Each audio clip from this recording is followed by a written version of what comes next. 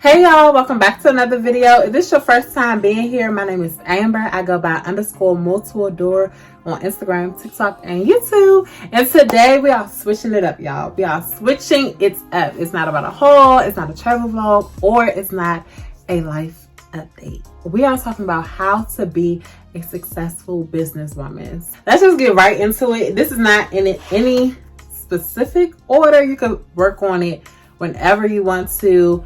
But these are some things that I've done over the years, or some pieces of advice that was given to me that I just want to share with y'all. So make sure you pay attention and comment some things that you worked on that helped you become a successful businesswoman or on your journey to be that woman.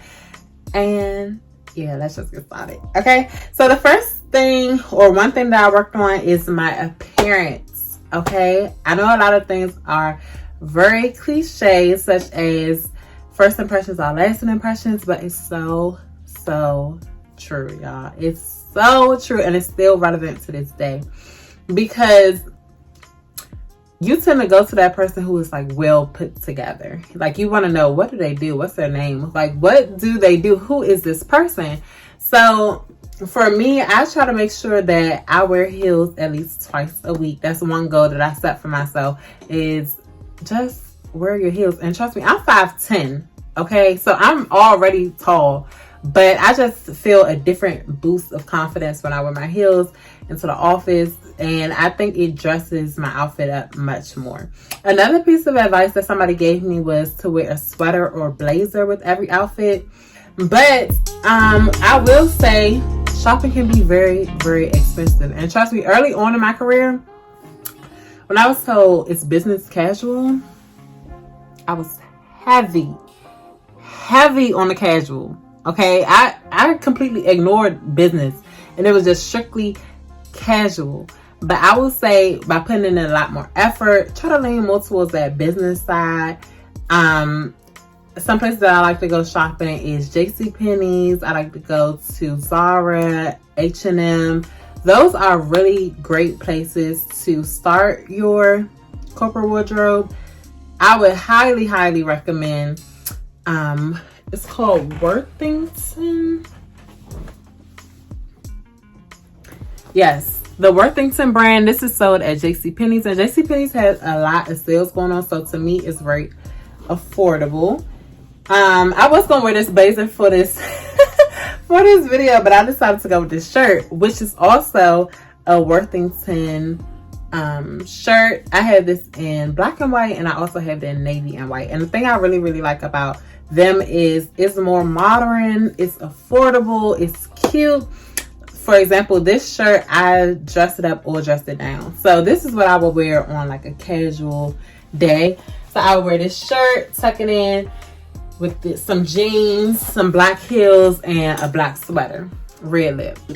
But that is just what I wear. So speaking of the image of a successful corporate woman, I always envision myself with a button-down shirt, pencil skirt, some black red bottoms, some soakettes, a never fold, and middle part bust down, or a very high ponytail or a very high bun. That was just my vision of how I saw myself and what I thought a successful businesswoman would look like.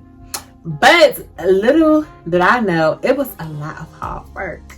It's a lot of hard work behind the red bottoms. It's a lot of hard work behind the never fold. It's a lot of hard work to become that woman. So speaking of hard work, I would go into continuous education. Okay, now I know that some people aren't fortunate enough to go to college or given the opportunity or the privilege to go. So there are other alternatives. I'm very huge on education and continuous learning. So even if you don't go to college, focus on getting a certification. So focus on learning something. Even if you don't want to get a certification, you can subscribe to things that are related to your field. You can watch podcast videos, just learn something, pick up a book. learn something. Things that you learned 5 years ago may not be relevant today. You need to be up to date, up to speed in order to help you navigate this thing. So next we'll tap into changing your mindset. Your mindset. I feel like that it should have been number one, but again, we're not going to list everything in the order that it needs to be in, but changing your mindset is major. Once I changed my mindset, y'all, everything else was affected. Like my attitude coming into work, as far as my productivity, as far as my relationship with my coworkers, everything changed. Now, I'm not going to say for my current employer how things were, because I always really liked my job, but I will say at previous employers in the past, I wasn't in the spaces that I wanted to be. So that really took a toll on my mental, my relationships with people, my production. Like I always did my job, but it wasn't done out of like joy. It was just like, okay, well, I need to get this done, so let's do it. I wasn't really happy. And it showed up in my outfits, it showed up in my attitude, how I spoke. It just really shows. And other people can tell, like when you're not in the space that you want to be in, it comes off as like rude. It comes off as, what's a problem? You may be a complainer, but you want to be successful and you want to be this corporate baddie. So we have to work on it. So some things that you could work on is reading, and that will help you change your mindset. So the first book that I'll talk about is Battlefield of the Mind. This is by Joyce Myers. And Joyce. I had to restart this book 3 times, y'all. I picked this book up 3 years ago, and I just finished it this year. Okay, so changing your mindset and changing your attitude is going to take a lot of hard work, and you really want to have to sit down and be honest with yourself. You really have to. And at the time that I picked this book up, I wasn't ready to be honest with myself. I wasn't ready to change how I felt. It was just like, okay, well, this is what it is. I want to do me. I don't want to pursue this right now, and I want to pursue my dream occupation my way. Why do I have to go this route? But once I really sat down and said, okay, something has to change, that's when I was able to finish it. Okay, and I will say that you don't always have to get the physical copy. You don't have to read it like this. Ow. So I did finish this by purchasing an audiobook. So on my way to work, I would listen to it. On my way from home, I would listen to it, because this, y'all, this literally would have took me another 2 years probably. Honestly, but I just forced myself to finish because the audiobook is only like 4 hours and 30 minutes. So I was able to finish it, and I'm so proud of myself. And again, on this journey, it might take you a minute to get to where you want to be, but it's a small win. So your small win may be challenging yourself to read 1 book before the year is out. Okay? So another book is by Anita Phillips. This is called The Garden Within. Again, both of these books are biblical based, and a lot of spiritual things are in there. But this book, I really do like how not only she touched on scripture, but she also provided science and a lot of psychology in there. So she talks about how it's related to nature and gardening, clearly the garden within. But she also talks about getting your getting your vitamins. She talks about getting your vitamins. She talks about therapy. She also talks about if you need to take medication, then take your medication. So I'm not halfway done this book. I'm not all the way done with this book, but so far these are great books to start off with changing your mindset. Now, if you're not Christian, or if you don't have a biblical background, or you're just looking for something strictly just self-help, this one is called Atomic Habits. I haven't started this yet, but I have really heard a lot of great things about this. So I really would like to finish this book by the end of the year. So this is one. Another book is The 12-Week Year. You have How to Win Friends. You have a few books, y'all. So the main thing is change your mindset, and if you can't do it on your own, definitely pick up a book. If you're not ready to read books yet, or you're not there yet, trust me, I understand. When I say I understand every phase that you may be going through. So I would start off small. Start off with the music you listen to, the TV shows that you watch, the movies that you watch. It influences you in ways that you might not think it does, but it does. It does. So let's speak about 9 to 5. It's a hard pill to swallow, but it's not from 9 to 5. It's not. Most of the people that I strive to be like, they work long hours. When I say long hours, like 12 to 14 hours. But for one, it's something that they like. It's even if it's not something that they like, it's something that they can endure. They already accepted the lifestyle, and that's something going back into changing your mindset. Like, you have to know the lifestyle that it is. Whether you're on a support team, you're on a leadership, or you're the CEO, like that's your goal. You have to understand the lifestyle. If you're the type of person where it's like, oh, once it's 5 o'clock, I'm ready to go home and enjoy the rest of my evening, being in a leadership position might not be for you. Just to be honest, because you might have a direct report where they need to reach you after hours to figure out this problem because they're still at work. Okay? So you really have to be honest and say, is that the right position for me to pursue right now? Not to say that you can never chase it again, but you need to understand where you are in life, in your personal life, and what suits you best. Okay? So as far as time management, I was always the late friend. always the late friend. And it wasn't intentionally, but I always underestimated things. I underestimated how much time it took to get ready, how much time it took to get to my destination. I always underestimated things. So when it came to work, it was like the same thing, right? I didn't understand time. I didn't know how to get ready for things. And it was times where people would come up to me and say, oh, don't we have a meeting next week? And I'd be like, oh, we do? Let me check. It should never come to a time and place where people know your schedule better than you. It should never be like that. So once I got tired of that, this became my best friend.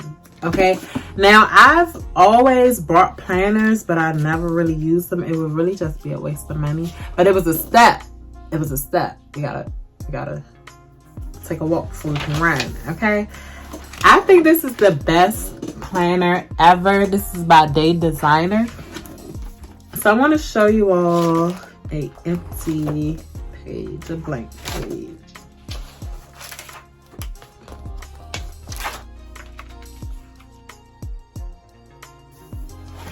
Okay, so this is what a typical page looks like. It has the date, today's schedule, so it's in 30-minute intervals. And then you have today's top 3, so any priorities for that day. A to-do list tonight, so anything that could fit under here. Or you can put the highlight of your night. It always has a quote. This one says, in the fields of observation, chance favors only the prepared mind. I love when it hit. I love when it hit. So I always love the motivational quotes in the corner here, and then you have notes and then gratitude. So it's always good to focus on what you're grateful for, or just observing that. Not only that, lately I have been focusing on the weekend pages, because usually I only open this up when I'm at work. But if I get to work on Monday, I'll be like, oh, let me reflect on my weekend and see what did I do this weekend. So I really like this. It says take a time out, fun things to do. It has Saturday schedule, Sunday schedule. These are hour intervals. And then they have next week, any goals that you have for the next week. Don't forget weekly gratitude, and also another quote. I have a heart with room for every joy. So if you're not the pen and paper type of person, that is okay. You don't have to buy these books. By the way, this is I got this from Target, but they also have them on Amazon. So if you're not the pen and paper type of person, that's cool, but you can still have a planner. So you can get the digital version of it. I'm sure they have a digital version of it, or you can just use your calendar on your email. I would say I do both. I need to write it down, and I need to put it in my digital calendar because I like to set reminders. So say if I have an event I need to go to, I would say, okay, well, remind me 2 days in advance, remind me 2 hours in advance. I really, really like those notifications because once you're going all day, sometimes you don't get a chance to open this book, and you need pop-up reminders to remind you to stay on your schedule. Okay, so those really, really, really help me with managing my time. And the next thing I would say is, it's the last thing I have to say actually. The last thing that I have to say is wellness. Your wellness is super, super, super important. Now, and I know that we have a lot of goals, a lot of things we want to achieve, but take care of yourself first. Like, no one is going to be on top of your health like you are on top of your health, no matter which doctors you have, who sees you every day. Like, you need to manage your health and take better care of yourself. So if you have breaks, take your break. Don't eat at your computer. Go outside. For me, I literally need to be in another environment. So I will go outside for a walk for 10 minutes. I will go to the store, come back. I need a different space. If you don't need to eat in the break room and you need to sit somewhere in the office or a room, do that. And it's okay. It's okay. Sometimes we get overstimulated. We get overloaded with work. Take your time. Take your time. Relax. And just come back to it. That's all you need sometimes. That's really all you need.